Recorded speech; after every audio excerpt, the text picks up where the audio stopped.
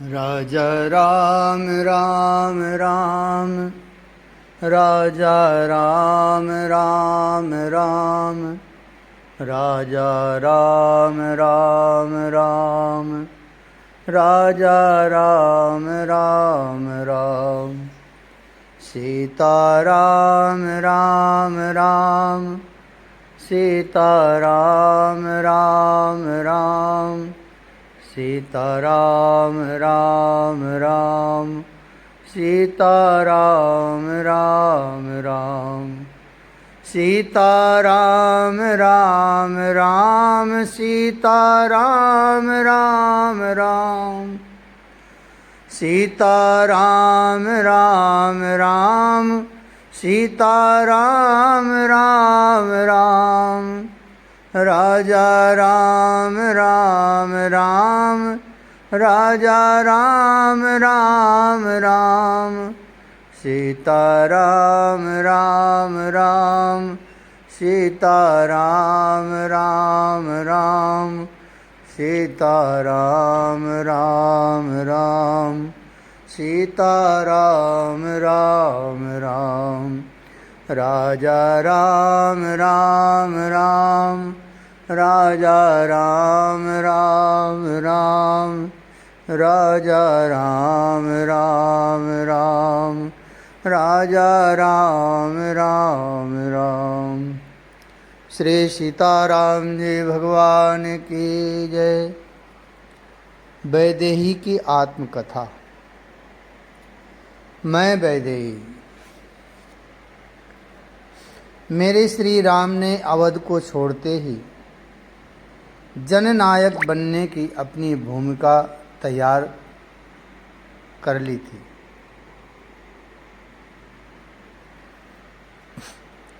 सबको गले बिना लगाए कोई जननायक बन कैसे सकता है। समाज ने जिसे तिरस्कृत समझा था सदियों से, उन्हें सबसे पहले मेरे श्री राम ने गले लगाया। राम राज्य ऐसे ही तो नहीं आ जाता। कभी कभी मैं सोचती हूँ कैकेयी माता ने ही मेरे श्री राम को जन जन तक पहुँचाया। हाँ, यही सत्य है। कोई भले ही माता कैकेयी को दोष दे, पर मैं तो कहूँगी माता कैकेयी ने गढ़ा है श्री राम को। कुंदन में निखार आता है अग्नि में डालने से। माता कैकेयी ने कुंदन श्री राम को और निखारा। ये मैं ही नहीं मानती, स्वयं श्री राम ने समय समय पर आभार माना है माता कैकेयी का। निषाद राज, सदियों से समाज ने जिसे ठुकराया, वो भील लोग जो जंगल में रहते थे, असभ्य, हिंसक, पर मेरे श्री राम के लिए वो लोग कितने प्यारे हो गए थे। उन्हीं भीलों का मुखिया निषाद राज, क्रोधी, हिंसक, पर श्री राम के प्रभाव से ये लोग कितने प्रेमपूर्ण हो गए थे।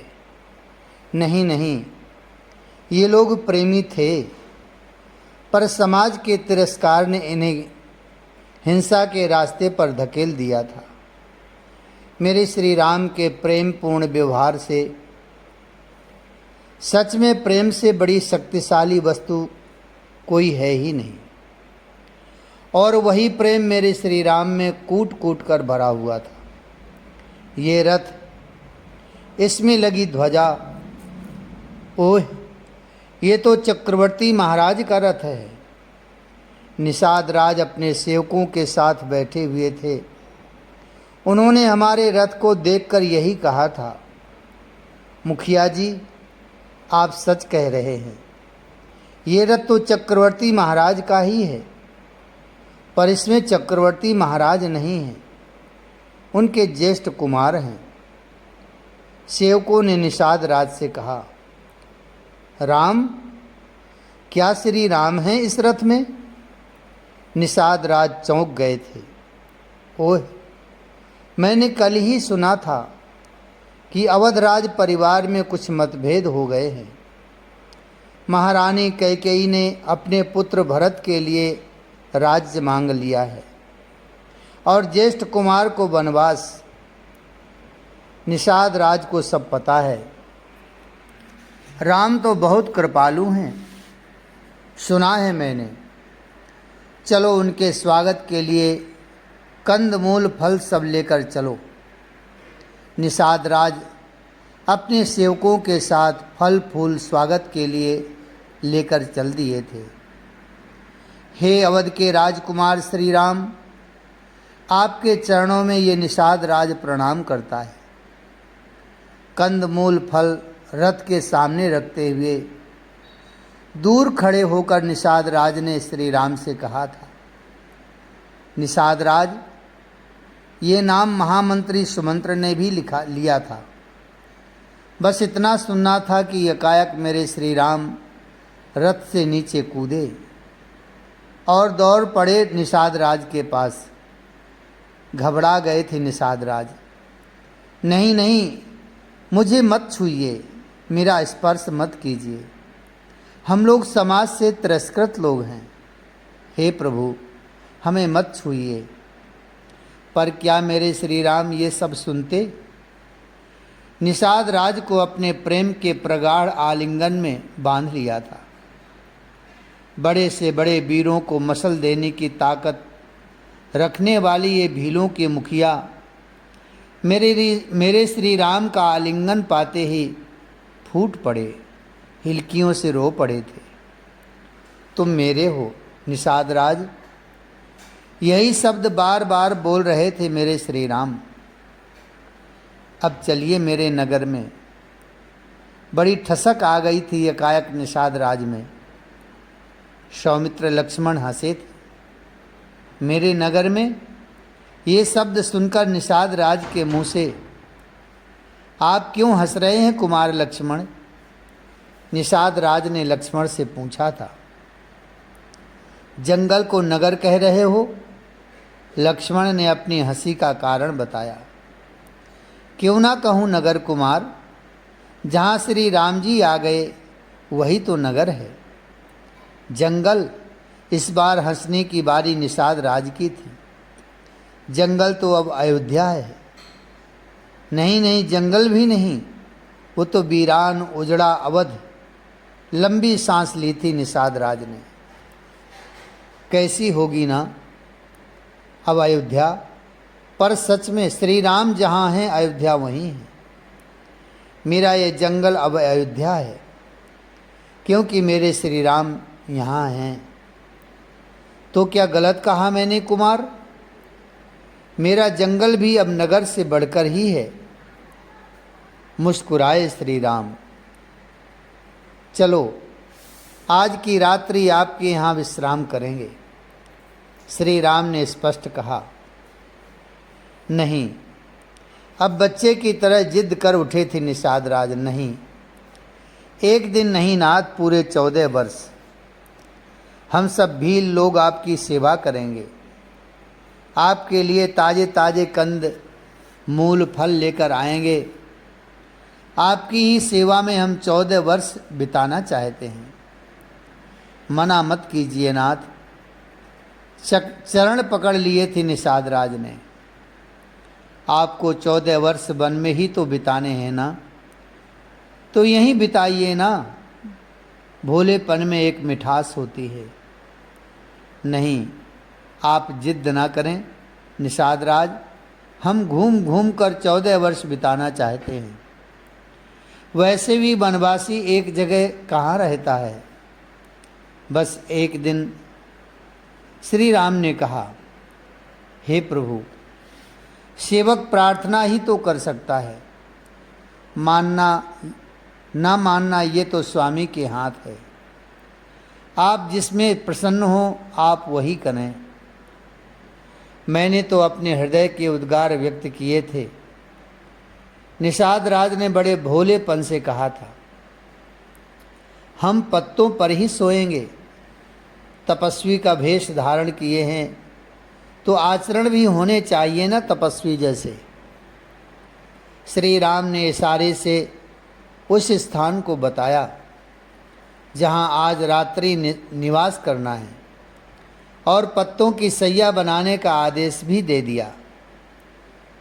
मन कहाँ मानता उन प्रेमी भक्त निषाद राज का कि अपने आराध्य को पत्तों की सैया में सुलाएं, पर श्री राम की आज्ञा।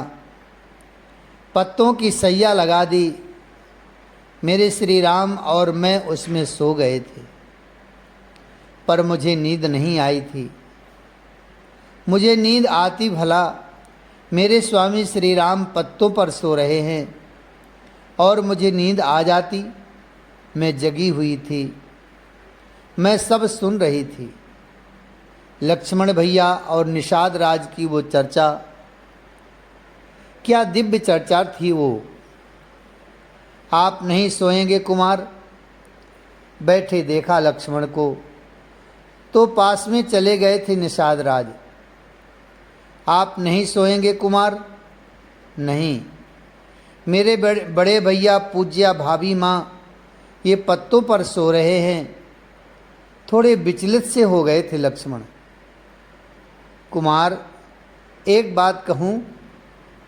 निषाद राज ने लक्ष्मण भैया से कुछ कहना चाहा।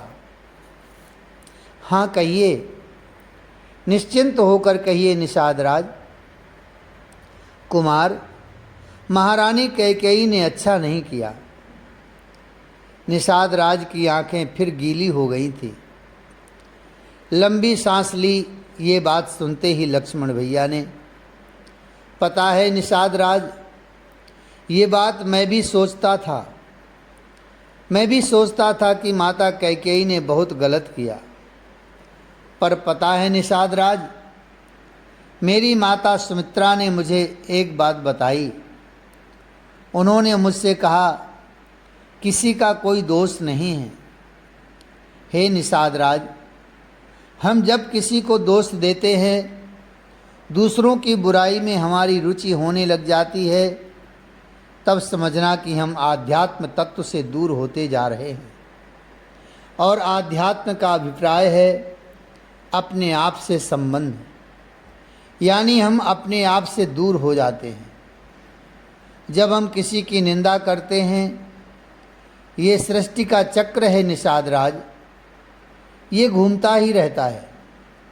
कभी दुख है तो कभी सुख है। दुख आया है तो पक्का समझना कल सुख आएगा। सुख आया है तो दुख आएगा। यहाँ एक वस्तु स्थिर कहाँ है?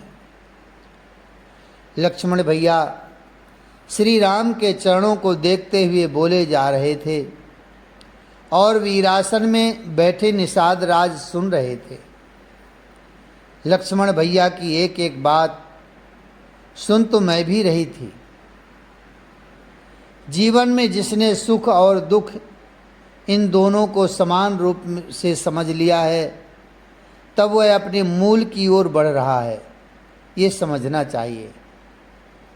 प्रभु श्री राम को मैंने देखा है निषाद राज, इनके राज्याभिषेक की बात थी तब इन्हें कोई खुशी नहीं थी, और दूसरे ही क्षण इन्हें वन में जाना पड़ा, कोई दुख नहीं था।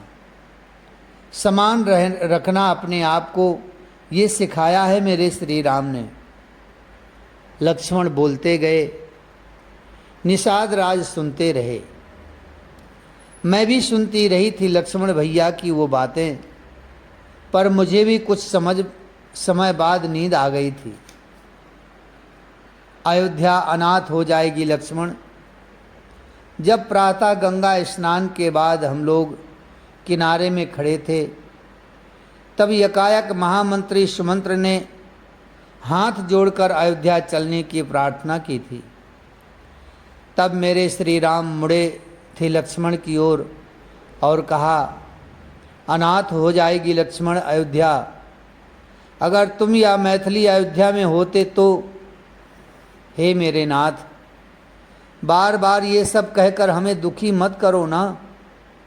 लक्ष्मण के स्वर में दुख था और उलाहना भी था।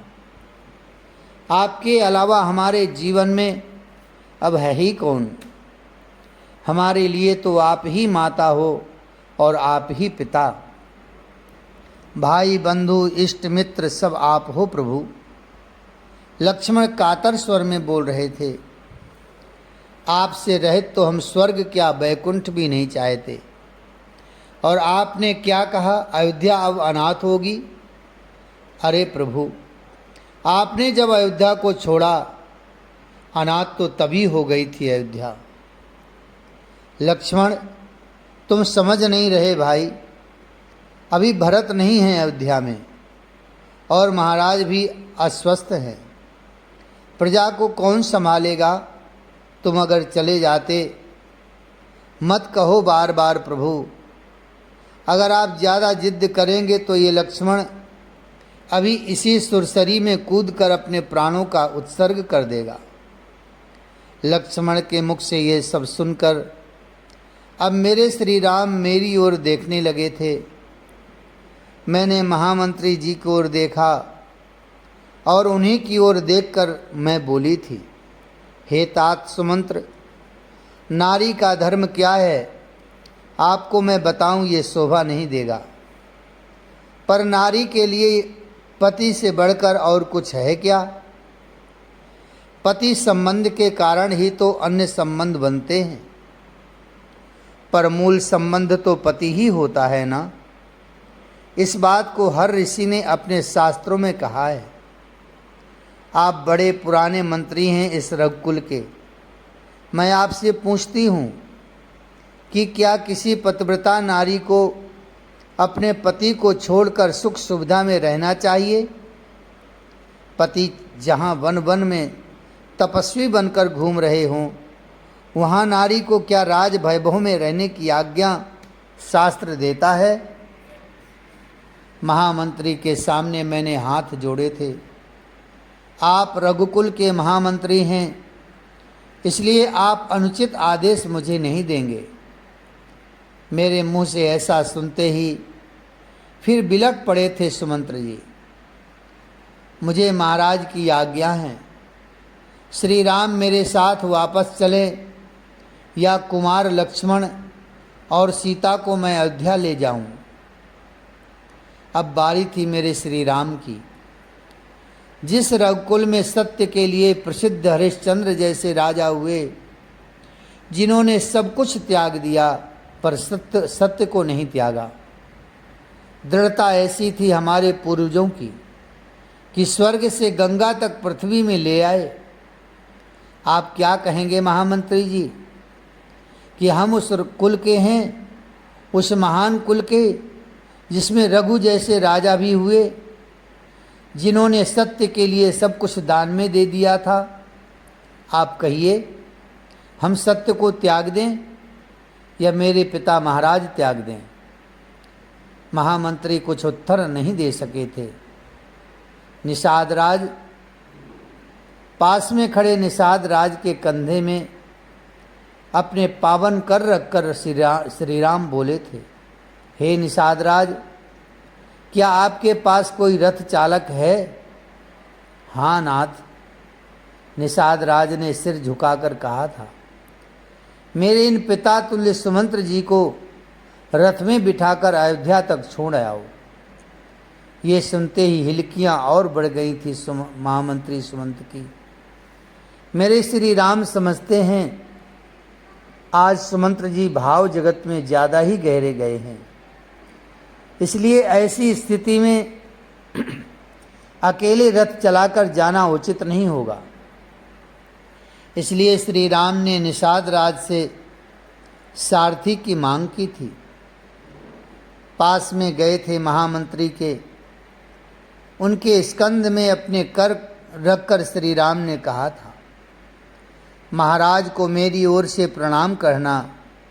हे तात सुमंत्र, ये श्री राम अपने पूर्वजों के बताए सत्य मार्ग से कभी डिगे नहीं, ऐसा आशीर्वाद दें आप। और कह देना उस स्त्री लंपट दशरथ से कि अब तो प्रसन्न है वो। लक्ष्मण, जोर से चिल्लाए थे श्री राम। लक्ष्मण से, क्योंकि ये बात लक्ष्मण ने कही थी। लक्ष्मण चुप हो गए थे। तात सुमंत्र, लक्ष्मण ने जो कहा है वो बात आप पिताजी से जाकर नहीं कहेंगे। कहिए तात, आप नहीं कहेंगे ना? सुमंत्र जी को विरह व्याप रहा था। वो हिलकियों से रो रहे थे। क्या विलक्षणता है मेरे श्री राम में। मुझे हंसी आ रही है उस अलबेले श्री राम भक्त पर। हाँ, जब महामंत्री सुमंत्र को रथ में बिठाकर श्री राम गंगा के किनारे आए तो वहाँ कोई नाव नहीं थी। बस दूर में एक नाव खड़ी थी। उस नाव का केवट था वो श्री राम भक्त। मैं इसी केवट के बारे में बता रही हूँ। मेरे आश्चर्य की कोई सीमा नहीं रही उस समय जब रघुवंश मणि श्री राम ने उस केवट से नाव मांगी। इंद्र से रथ नहीं मांगा। जरूरत तो उतनी ही थी उस समय भी रथ की जितनी जरूरत इस समय नाव की पड़ी। वो लंका का महाभीषण युद्ध, श्री राम और उस रावण का युद्ध। और आश्चर्य की बात ये थी कि पैदल युद्ध कर रहे थे मेरे श्री राम और रथ पर बैठा था रावण। उस समय इंद्रादि देव आकाश में ही थे। इंद्र ने प्रार्थना करते हुए कहा भी, आपकी क्या सेवा करूं? पर श्री राम ने इंद्र से रथ मांगा नहीं। हाँ, बाद में स्वयं रथ भेज दिया इंद्र ने, वो बात अलग है, पर रथ मांगा नहीं। यहाँ एक केवट से नाव मांग रहे थे। कहना ही होगा कि प्रेम के हाथों ही बिकना मेरे प्रभु श्री राम को पसंद है। मुझे याद है जब अवध में राज्याभिषेक हुआ, 14 वर्ष बाद राम राज्य की स्थापना हुई, तब वहाँ प्रश्न उठा था, आपको 14 वर्ष के वनवास में मित्र तो बहुत मिले होंगे, आप जिसे अपना मित्र मानते हो वो कौन है? ये प्रश्न श्री राम से किया गया था। उस समय मैंने भी सुग्रीव की ओर ही देखा और सुग्रीव भी तनकर खड़े हो गए थे, पर वो दृश्य बड़ा भावुक कर देने वाला था। उस समय श्री राम उठे थे और धीरे धीरे चलते गए। सुग्रीव को तो पक्का लग रहा था कि मेरे ही पास आएंगे प्रभु, पर नहीं, आगे विभीषण जी खड़े थे। उन्हें लगा मैं हूँ इनका मित्र, पर नहीं, सबसे पीछे बैठा हुआ था वो भोला केवट। उस दिव्य सभा में से श्री राम ने केवट को उठाया और उसका हाथ पकड़कर ऊपर अपने साथ लेकर आए। सबको दिखाया श्री राम ने, ये मिला मुझे मेरा मित्र। संकोच से गड़ा जा रहा था वो भोला केवट। क्या प्रेम मूर्ति हैं मेरे श्री राम। इन्हें प्रेम की रज्जू के अलावा कोई अन्य बंधन बांध सका है क्या? केवट केवट श्री राम ने आवाज लगाई थी। निषाद राज ने भी आवाज लगाई, पर केवट बैठा रहा, अपनी मस्ती में बैठा रहा। हाँ, इतना अवश्य बोला था केवट, क्या बात है, वहीं से बोलो, नाव ले आओ, पल्ली पार जाना है। मेरे श्री राम ने ही उसे कहा था। वो उठा, एक पतवार जोर से मारी और नाव ले तो आया, पर जैसे ही मेरे श्री राम बैठने लगे थे नाव पर, वो केवट तुरंत बोल उठा, नहीं नहीं, मेरे पेट पर लात तो मत मारो। सब चौंके, मेरे श्री राम चौंके थे, मैं और लक्ष्मण, निषाद राज भी। तेरे पेट में लात कौन मार रहा है भाई? निषाद राज ने केवट से कड़े शब्दों में पूछा था। किसी की आजीविका को छीन लेना ही तो पेट में लात मारना है, क्या नहीं? केवट का कहना सही था। भैया, हम कहाँ तुम्हारी आजीविका छीनने वाले हैं? ऐसे मत बोलो, श्री राम ने कहा था। आप अगर मेरी नाव में बैठोगे तो मेरी ये नाव रहेगी? ये क्या बात हुई? प्रभु श्री राम के नाव में बैठते ही नाव गायब हो जाएगी? लक्ष्मण ने कहा, अरे आप नहीं जानते, जब इनके चरण की धूल से पत्थर नारी हो सकती है, शिला अहिल्या हो सकती है, तो ये तो लकड़ी की नाव है, हो ही जाएगी नारी मेरी नाव। अब बताइए मेरी आजीविका खत्म हुई कि नहीं? पर कुछ भी कहो, मुझे भी केवट बहुत भोला लगा। मुझे हंसी आ रही थी, पर मेरे श्री राम भी मंद मुस्कुराए थे। जब से हम लोग अयोध्या से चले हैं, तब से रोना, गंभीरता ये सब चल ही रहा था। पर यहाँ केवट ऐसा विचित्र मिला जिसने मेरे श्री राम को हंसा दिया। और जैसे ही श्री राम हंसे, मैंने मन ही मन केवट को धन्यवाद कहा। तो कोई उपाय? निषाद राज ने सहजता से पूछा। अब उपाय तो एक ही है, ये अपने पैर धोने दें, अच्छे से धोऊंगा, क्योंकि मिट्टी का एक भी कण नहीं रहना चाहिए। मिट्टी का एक कण भी इनके पाँव में रह गया तो बस नारी हो जाएगी मेरी नाव। निषाद राज भी हंसे। दूसरा उपाय? श्री राम ने मुस्कुराते हुए पूछा था। अब दूसरा उपाय तो यही है कि उस तरफ से आप जाइए। और फिर सोच में पड़ गया केवट। फिर स्वयं ही सिर हिलाने लगा। नहीं नहीं, आपसे ये काम नहीं होगा, नहीं, कोई दूसरा उपाय नहीं। बड़े भोलेपन से बोला था केवट। पर पहले तुम कुछ सोच रहे थे, मेरे विचार से तुम दूसरा कोई उपाय सोच रहे थे। श्री राम को भी इस प्रेमी भक्त से उलझने में आज आनंद आ रहा था। नहीं, कोई उपाय नहीं है। मैंने सोचा था कि आप उधर से तैरते हुए निकल सकते हैं, पर नहीं, आपको तैरना कहाँ आता है। लक्ष्मण ने तुरंत कहा, हद करता है भाई, इनको तैरना क्यों नहीं आता? केवट ने कहा, इनको तैरना नहीं आता। हे लक्ष्मण भैया, इन्हें तारना आता है।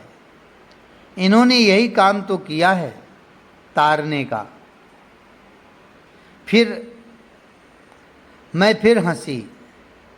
साड़ी का पल्लू मुंह में रख मैं हंसी। और मैं इसलिए भी प्रसन्न थी कि ये भोला केवट मेरे प्रभु को हंसा रहा था। मेरे प्रभु श्री राम हंस रहे थे, खुलकर हंस रहे थे। अब तो आप लोगों के पास एक ही उपाय है, चरण धुलाओ और बैठो नाव में। फिर कुछ सोचकर केवट बोला, आप ऐसा मत सोचना कि मैं आपसे उतराई लूँगा। ना भगवन, मैं कुछ नहीं लूँगा। क्या भरोसा तेरा? निषाद राज ने कहा। मैं इनके पिताजी की कसम खाता हूँ। केवट मुँह फट है। लक्ष्मण जी ने कहा, अपने पिता की कसम खा।